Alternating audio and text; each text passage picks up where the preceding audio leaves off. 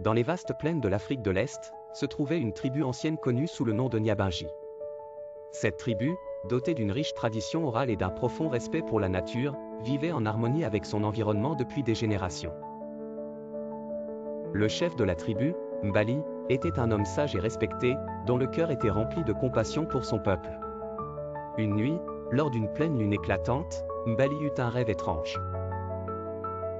Une grande lionne aux yeux dorés lui apparut et lui dit « Mbali, le temps est venu pour ta tribu de découvrir le trésor caché de nos ancêtres. Ce trésor apportera la prospérité à ton peuple, mais il doit être trouvé avant la prochaine éclipse solaire. » À son réveil, Mbali rassembla les anciens du village et leur raconta son rêve. Le conseil des anciens décida d'envoyer une expédition pour trouver ce trésor légendaire.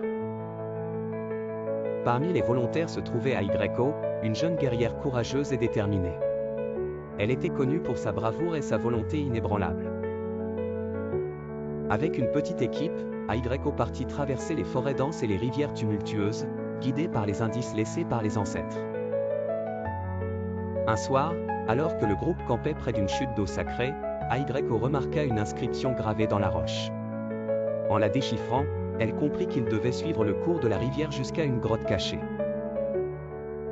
Après plusieurs jours de marche difficile, ils arrivèrent enfin à cette grotte mystérieuse.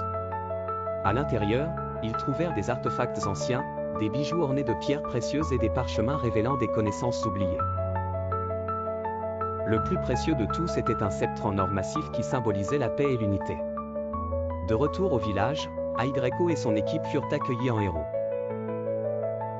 Le trésor fut présenté à toute la tribu lors d'une grande cérémonie. Le sceptre en or fut remis à Mbali, qui le brandit vers le ciel en signe de gratitude aux ancêtres. Grâce à ce trésor, la tribu de Nyabingi prospéra. Les connaissances retrouvées apportèrent de nouveaux moyens de culture et de médecine, et les bijoux furent échangés contre des ressources essentielles. La prophétie de la lionne s'était réalisée.